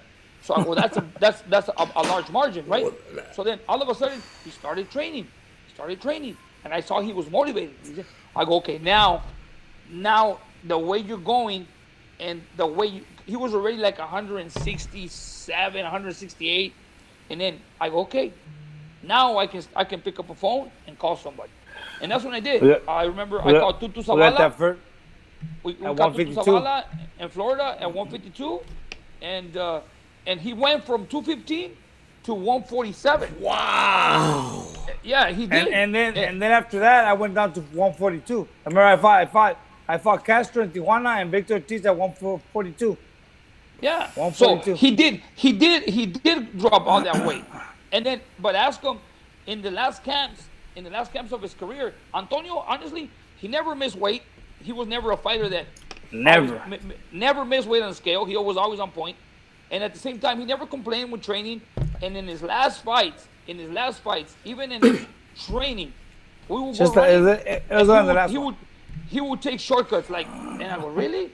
And they would tell me, oh, he didn't finish the run, or I would drop him off at one point, and you're gonna do, let's say, 4 or 5 miles. He will run like 2.5 or 3, and then he will cut corners, and that's when he's Cut like, to the I'm middle. tired. And then he would tell me, we're at the gym training, and I start pushing him, and he would tell me, hey, dude, I'm tired already, man. I felt bad. I mean, I feel it, like I'm done. And that's when you notice that a fighter is already feeling it, because I mean, he put a toll in his body through the whole career. Yeah. Antonio, every single one of Antonio's fights was a tough fight. Yeah, that's right. Right now, it's the hot topic. topic. Yeah, the hot topic right now is like all these guys. When are they going to come back to nostalgia? This, and that, and it's all fun and games until one of these guys really gets hurt. And you know, Tyson is Tyson, but you said it earlier, Coach. He was looking to hurt Roy Jones, and Roy's like, "Let me be smart and move around with this." He fought smart. Yeah, but it was an exhibition. But when a real sanctioned fight, it's the nostalgia. Everybody wants to look back. That's why we love the '80s music, the old school music, right? Razo always playing his freestyle music. Yep. That's cool, but at the same time, you got to match them up the right way. Razo, I want to ask you this: as a matchmaker, when your phone rings and you see it's a fighter who you knew in his 20s was the man, in his 30s was good, but now he's at the end of his career in his late 30s, and he's got like 18 losses, and you're like, I can't put this guy on a fight, and then. But he's willing to do that. Like, how do you, like, or a guy who hasn't fought in a couple years, but you know que necesita dinero. Like, how do you deal with that? Well, I haven't been doing this a long time. Like, that's a big span right there. But I've had those Hugo Partidas or those Rafael Reyes guys who they're like, man, that's it. Let's call it a day. But then they want to fight, and you know that they put up good fights. Sometimes, you know, you're like, okay, yeah, you know, I'll put them against this. They test the prospects. Yeah, you know, and it's a good fight for a young prospect. But sometimes, yeah, like who was that one cat that I'm like, dude, that's it, dude, that I can't use you no more. What was his name? Well, there's a lot of them like that. Where I know, but there was one kid who was like, yeah, super. Hugo Partida might have been one of them. Remember Hugo Partida? Yeah, he had the from Mexico City.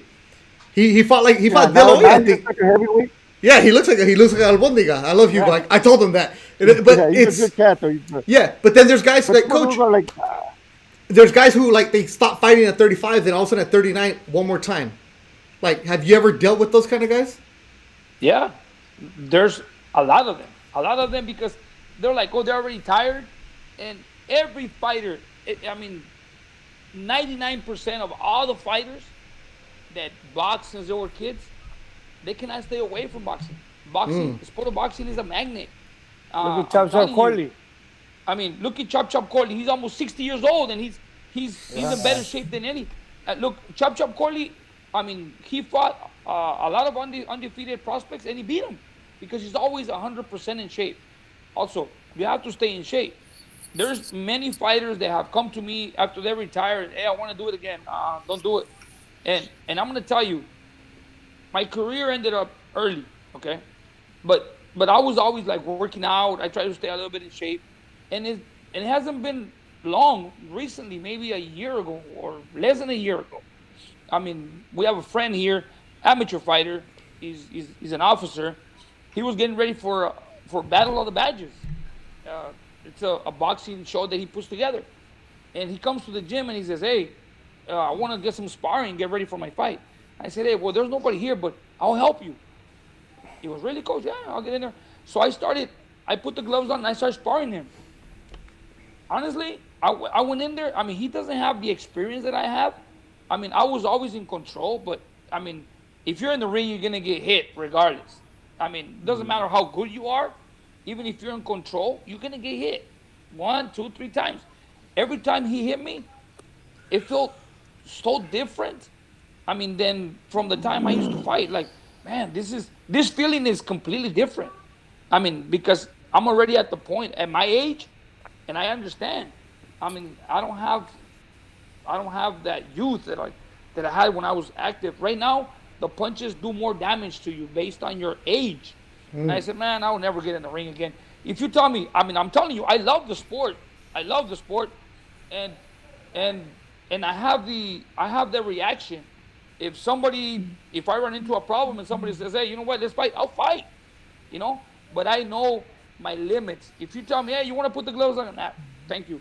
Yeah, you don't want to box? No, not no more. I mean, like Antonio the other day, hey, let's be realistic. In your mind, you still have it, but your body doesn't. You know? I mean, if you tell me, coach, would you get in the ring again? Nope. Why not? Because I don't want to. I mean, I wake up in the morning. I mean, I crack my neck, crack my shoulders, everything hurts. I mean, it's like everything squeaks. I need WD-40 on my joints and every. But I just wanted to work with you. I just wanted to move around with you un ratito. There was chicken in the oven. Look, Antonio and I used to spar. There was chicken in the oven. As a matter of fact, when I fought for my world title, my only sparring partner was Antonio. You know, and we used to spar a lot. But right now, if you tell me, would you spar Antonio? No, because if we get in the ring, we're brothers. Because there's chicken in the oven. We're gonna get heated. I'm telling you, because it's about pride. I mean, I used to spar Antonio. I used to spar my other brother Shaggy, and every time it's like Mike Tyson or Jones. You hit me in one, and it's gonna, oh shit, like Razo said, if it hurts you, like, oh shit, I'm gonna get you back, and then it's gonna start, getting a little tense. But nah, I got chicken in the oven. I'm not gonna get in the oven. No. Yep. Yeah, but you sparred Jesus a couple more times. You sparred him a couple of times, not only one time. No, I sparred him a few times. I mean, for his entire preparation for his fight. But I did it because I wanted to help him. And just to help him, even though they were like, okay, every time I get in the ring, I was like, oh man, that feeling when he hits me, it's different now. You feel a little dizzy, when they hit you on the head, even though you have a headgear. So I said, as soon as we finish this and he gets his commitment taken care of, I'll never get in the ring again. Hey, real quick, who's older? From who? You two. Joel's 2 years older than my dad. No. Hey, wait, Beto. Let me tell you something. Joel's 2 years older than my dad. Hey, who's older in years? I am, but he's older in career. I'm telling you. Yeah, I'm 90 years old. I'm telling you. My internal organs are 90 years old.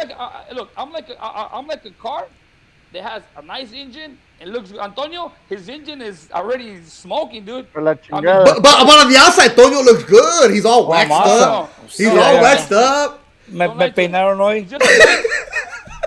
Antonio lo comemos en aceite. I'm telling you. Oh my God, Antonio, you look good, bro. I like how you dye your hair gray on purpose to make yourself look older. Damn, dude. Yeah. Hey, Ross, you do look good, Antonio. Joel has a hat. You should see his. Como cuando mandan los niños a la escuela, bien peinadito, le digo, hey, I hope they get you in the show. I hope they get you in the show, Antonio. Come here. Pégate una lambida. Un salivazo y vámonos. No, nada de eso. Oh my God, this has been good, man. An hour and a half of this. It feels like 2 minutes. Awesome. All right, Chuzma, your leader is here. If you guys have questions, get it in there. We'll do it right there. It's going on. Concrete Live is watching us right now. Do me a favor. Go on Instagram and follow Concrete Live. This dude is hilarious. He posts all kinds of funny videos, and he has one where he has a character named Tepic where he took him back to Tenochtitlan. He does these sacrifices. He's hilarious. He actually called out Jake Paul the other day, and but look, here's Concrete. There he is. He's like, I'll fight you. Hey, you know what? I'm supposed to do a video for Justin at AV Chevy. Oh yeah. Concrete with AV Chevy. He's a good dude. He's hilarious. He's a hustler. Yeah, Justin called me yesterday. I know Justin for a while. He has AV Chevy. Yeah. He wants me to do something. He wants me to do a video, saying that we're in preparation. This guy to beat Jake Paul. Yeah. Oh yeah. So Concrete does a great job. He's a big boxing fan. He's actually watching right now, so we'll take care of him. So I'll make sure you guys follow him, Concrete Live. And if you're a guy who was a rebel back in the 90s. He has the rebel videos. He has the greaser videos. So you'll check it out. So it's just a hilarious dude. All right. If you guys have questions for your leader, the Choose My Leader is here. If you have questions, ask him. If you don't, I'm going to drop him right now, and then we're going to finish the show. Ask. So hey, let's do a Joel Diaz, Kevin Hart fight.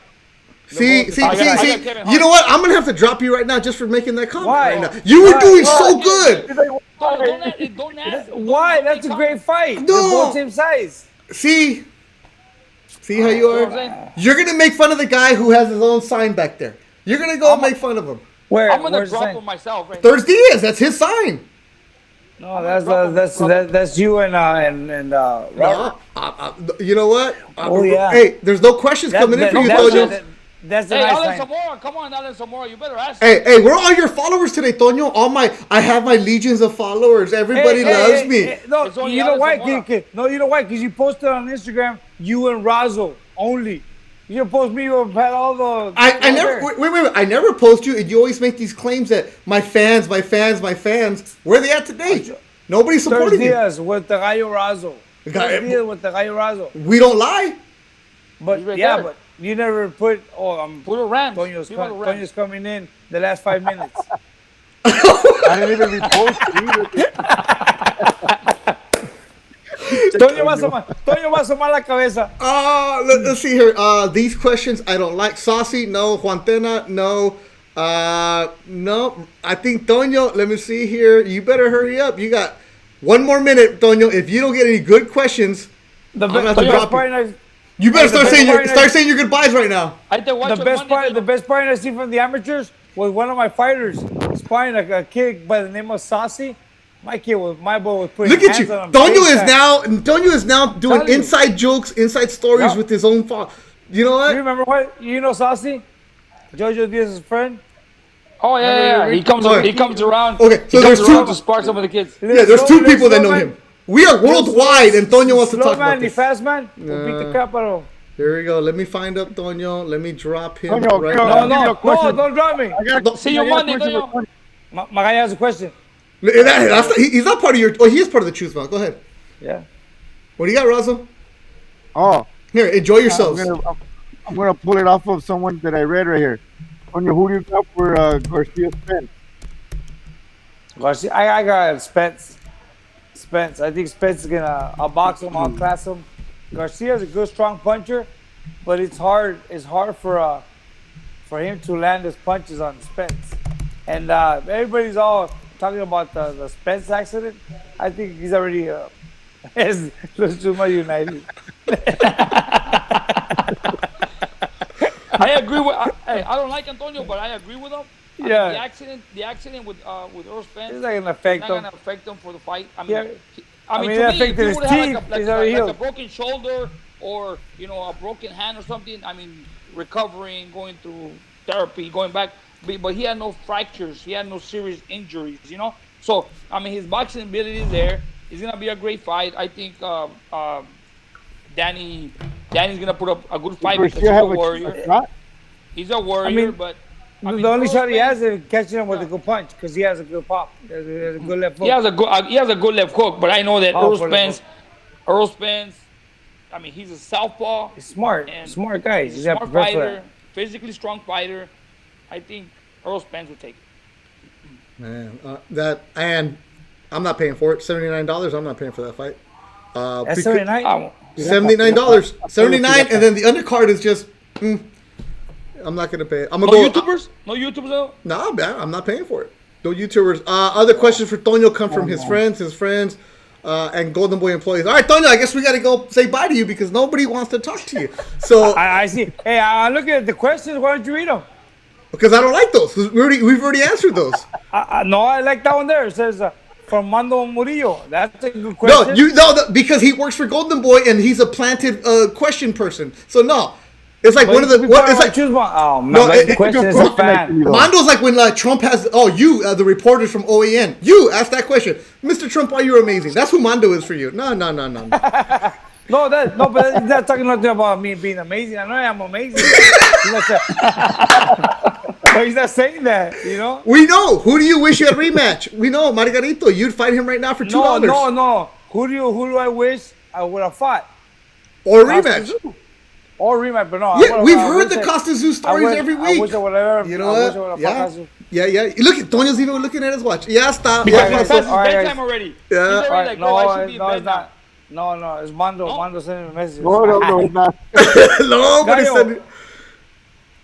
Okay, guys. Well, Beto's gonna cut me. Hey, see you Monday. If Beto cuts me, hopefully next Thursday I'll be here for 5 minutes again. Nah, I'm just messing. Nah, it'll be good. It's awesome. No, this was good. We're not going to cut you off, Toño. You brought in a lot of substance to the show today. Make sure you guys go rate, review, follow. Razo, thank you so much for joining us on the show. Last minute notice, but you know that, Razo, you're always on last minute notice. You're a swing belt, Razo. You're a swing belt. You got to be ready. I'm a swing belt. I came in. I'm a swing belt. I came in between. I was a swing belt. Hey, that's what Chuzmas do. Okay. It's like, who invited him? Like, when they showed to the quinceañera, they didn't have la invitación. Llegó la chusma. Hey, when you go to the quinceañera without llegó la chusma. No, it's like Joao Julio when I fought in Arizona. I know you told you that story. That's crazy. It better be a good one, Toño. My battery's gonna die. It better be a good one. It better be a good one. If not, it's your story. It's your story. But you know about it. I mean, you were there. You guys just told me what happened, but you know everything. We go to the weigh-in. Hey, we go to Arizona where for Antonio's fight. So Tempe. At Tempe, Arizona. What was the date? I'm gonna look it up. That fight was like in, I think it was, I fought Delgado. His last name was Delgado. It was in Tempe, Arizona, at the Rocky Rodeo in Tempe, Arizona. All right. Delgado in Tempe, Arizona. All right, go for it, Joel. Take the story away. I'll look up. The thing is, we go to the weigh-ins. And after the weigh-ins, we go back to the 2001. July. Yeah, and Antonio. Hey, August 2001 against Oscar Delgado. Okay. Go for it. Yeah, so we go to the weigh-ins. After the weigh-ins, we're hanging around by the pool. And then all of a sudden, we see all kinds of people coming to the hotel. Like, everybody's dressed up, tuxedos, dresses, and what's going on? So we go to the lobby, and we see the ballroom. And we see there's a party. And it's a wedding. And I remember at the time, it was like when Los Cuates de Sinaloa were barely starting. They were young, you know. And we see the band come in. So we're just hanging out. So later on, we go to our rooms. We come down, and we see that the party's in some metal, right? So we look in there. Somehow we go through the door, and we are part of the party. No. Yeah. And then Julio's dancing with the bride, with the groom. And hey, cheers. Hey, estamos pidiendo canciones a los músicos. I mean, they took over the party. Before the end of the party, it was our party. Like, we were like asking, hey, trae para acá la cerveza, hey, al músico, hey, una canción. El palomito. El novio was talking to Julio, hey, thank you guys for coming, you know, hey. Well, they had celebrities. I mean, they didn't even know who we were. They didn't know. I was asleep. We never told them who we were. We just told them we were there for a fight. And they were like, through the whole party, everybody, hey, go bring the fighter. We want to meet him. Oh, we're gonna go. And they're like, should we go? Nah. Toño, you want to go? Nah, I'm tired. I'm gonna rest. But they were like, they wanted to meet the fighter that was gonna fight the next day. But that would be me. That was the key to the party. That's what got us into the party. Hey, drinking with con el novio, todos ahí, everything, everyone had a good time. The next day, I woke up in the morning. I meet with these guys. Dude, it seemed like they had pulled them out of the canal. They were swollen, todos crudos. I'm like, dude, you guys get some sleep. I'm gonna fight. I don't want you guys fucking looking all swollen, you know? Los ojos casi cerrados. Hey, you know how that feels? You know how that feels, Beto? Remember? Oh my God! Yeah, that's gonna be me tomorrow. Oh, jeez. Yes, my man Concrete is back. Concrete R2 Phils right here. Make sure you guys follow Concrete live. He wasn't watching, but he's back down right now. Coach actually is gonna do a thing with you, Concrete, for AV Chevy. For the record, Toño, you fought on a Sunday, August 12th. 12 noon. 12 noon. Yeah, Peter McKinn boxing. You fought Oscar Delgado. You stopped him in the 5th round. Good job, Toño. And Rockin' Rodeo in Tempe, Arizona. Yeah. Mm-hmm. It was a nightclub. It was a nightclub. You fought on a Sunday in Arizona. Good, man. Get it down. Those are the times that Univision had the solo boxeo on Sundays at 12 noon. Yeah. So I will fight like around 1:30. So your corner came in at 10 in the morning. Yeah. Todos hinchados. Like, todos rojos. Pero como dice el dicho, lo bailado, nadie nos lo quita. Oh, I'm so glad there was no social media during Toño's day because, there was no FaceTime. Because Razo last week was FaceTiming everybody making $1,000 bets. Toño was ready to go. I remember. All kinds of good stuff. Oh, man, what another fun show. On the way home from that fight. Oh, wait, there's more. Okay. Yeah, there's more. Yeah. On the way home from the fight, okay, we get out of the fight. By the time we got out of the fight, we had our stuff already packed up. We wanted to fight, come back home. We got the road back to California. As soon as we crossed the border, the river there in Blythe, there's a checkpoint. One of the border patrols, because it was 2 cars. No, it was a van. It was one van. And one of the border patrols sees Julio and starts following us. And we pulled over in one of the restaurants to eat, and he pulled over to follow us. And then somebody, I think Julio got off and asked, "Hey, are you following us?" The guy's like, "Oh, no." He goes, "Be serious. Are you following us?" He goes, "Yeah." He goes, "Why?" He goes, "Why?" He goes, "Because of you." Because Julio's dark. He was dark, skinny, and tall around that time. And he thought he was illegal. He told him, he goes, "Yeah." Okay, that was a good show. Thanks everybody watching the official. No. Toño, we were doing so good. It was awesome. No, Toño, you won the fight. You stopped them in the 5th round. You're the chambelán. Everybody loved you. You were great. We could have ended the show right there. Nobody loved me. I didn't go. But look, I didn't go. They loved Joao, Julio. They even thanked them. They said, Toño, you just ended the show by telling people that immigration was chasing your brother. But Julio's legal. Julio's born here. Yeah. No, not just him. All of us. Not just him. All of us.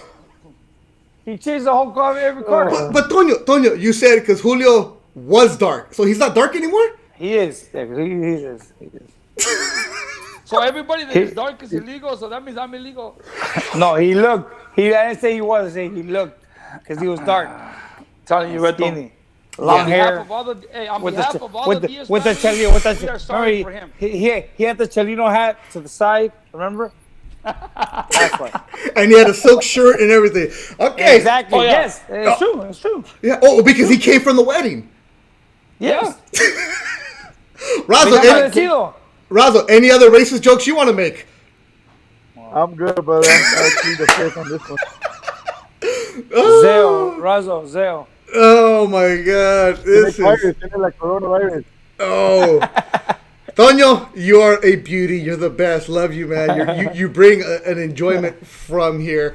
Make sure you rate, review, and if you guys want to hear any more racist stories, make sure you guys follow Toño Diaz. No, that wasn't racist. That was not. You said your brother was followed by the immigration because he was dark. We all got followed. But the immigration said that he followed because he thought Julio was... Go back and watch it again. Remember, Chelino hat to the side, silk shirt. Come on, dude. So now you're defending the INS. I would have followed him too.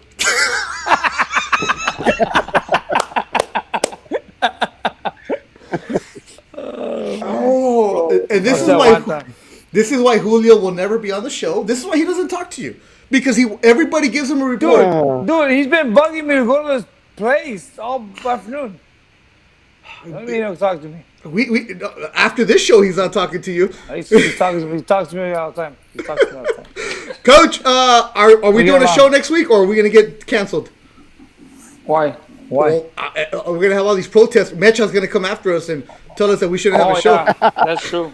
Because Antonio. See, Oh, Antonio no, ruined the no. show for everybody. No, I'll be in el DF next week. Oh, you're not going to be here, Toño? No, I'm going with Oscar Duarte next week to the He's going DF. with Oscar Duarte. Coach, where are you going to be next week? I'll be in Vegas, but I'll have my computer with me. You'll have your computer? Toño, sir. ¿vas a tener Wi-Fi? Yeah. Yes, I got my iPad. ¿Vas a ir al Oxxo? Wi-Fi? ¿Vas a ir al Oxxo? They call it Wi-Fi. Wi-Fi, voy a tener Wi-Fi. El Wi-Fi. En una Pemex. Toño, are you really going to take your computer to Mexico City? Yes. If you take your computer to Mexico City next week, you're on the show from the start. Damn, baby. That's a put right there. Fight. Bam, baby. Hey, no va a llevar ropa, no va a llevar calzones. Nomás Just, se va a no, llevar el nada. computer. I'm just taking my iPad así, and that's it. He's not even going to take the mitts that he needs for the fighter. He's No, no, no. Nah, I got my hands. They use a laptop. I pido gas y take, no hay pedo. Oh, Me voy así con todo el airplane, voy a tener así. Hey, but take the charger too, también. Oh man, that's true. More likely he's gonna forget. More likely he's gonna forget something. See, Dude, that's one thing. That's one thing I never forget. okay, so you'll be in Mexico City next week with Oscar Duarte. Yes, Coach, you'll be in Las Vegas for what? Cub Swanson. Cub Swanson. Razo, you're going to be where? I'll be Glamis. back up, you know. You'll be back up. And hopefully I don't get fired from my other jobs after they watch this show. And we'll be all right. So next week we'll do a ThursDIAZ Choose My Edition. Toño Diaz, guest host. Wow. Choose my edition. Hey, we got to bring Robert in Yo, too. but bring a nice shirt. Put a nice shirt on. Huh? I'm gonna put my I name said, bring a nice shirt, you know. You gotta look at Trin. Oh my God. This is. If you've watched us from the get-go and you're still listening, thank you so much. And tell somebody if they want to kill 2 hours during the COVID pandemic and you just want to figure out what the hell did I just watch, it's ThursDIAZ for you. It's fun. It's no problem. All kinds of good Send things. it with the choose mode, baby. Razo! Joel Diaz, Joe. Joel Diaz Jr. right now says, Razo, say send it. Also, send it. Razo will be golfing with me. Junior wants If, to. if Antonio puts on a nice shirt, he'll have coffee on it. A white, only white. All right. Toño! I don't know if always a white. All right, here we go. Toño, last words for you. Go ahead, then I'm going to cut you off. Okay, thank you very much, guys. Razo, thank you. Joao, thank you. Beto, thank you for putting me in last minute. Hopefully, I'll see you guys next week. All right, there you go. Razo Antonio. Razo, say goodnight to your partner. Toño, I miss you. Razo, Razo, nearby, I can pay you your $100. But, Zeo, send it. It's better when I see you, te lo doy en la mano, you know, like, hey, good job. Okay. Good job, you know. Yeah, I see you at the fights. I have something to look forward to when I see you, you know. Nice. That's good. All right. But be safe next No week. problema. Unless you need the $100 from Mexico, let me know. Yo se pega, me dijo. Mañana se cobra Joel. Yo le pago, Razo. Yo le pago y después me pagas tú a mí. Le voy a pagar. Coach, your last word for you. Say this. What a show! What a show! I want to thank everybody that was watching the show. And I hope you guys had a great time. Thank the Guates too. The Guates, Sinaloa. Today was a great show. A lot of people looking forward to it. A lot of people looking forward to it. And thank you, Razo. Thank you, Reto. Antonio. See you guys tomorrow. Man. God bless everybody and have a good night. Be safe. I'm just gonna say, rate, review, subscribe, and if you don't like somebody, send them the show. If you like them, send them the show. Just give it to somebody. There you go, the show. Aplástale la campanita. Look, I even drank that much right there, no problem. So whiskey. Tomorrow, I have a couple friends that right now are going through that COVID situation. They're sick. You know, I wanna wish them a fast recovery and stay strong. I mean, they're quarantining right now. God bless them and stay strong and hopefully they recover fast. And Coach, final words. Happy birthday to your daughter. I don't know which one it was, but happy birthday to her.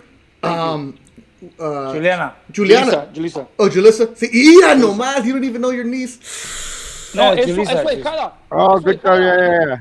They're all my hijadas. I have 3 hijadas. And Lisa, Juliana, and Celeste. Thanks to everybody. Chicano Golf. Make sure you guys go and pick up. Hold on, hold on. Now, speaking of birthday, happy birthday to your daughter, Joel. And I want to wish a big happy birthday to my wife on Sunday. Happy Terry? Birthday.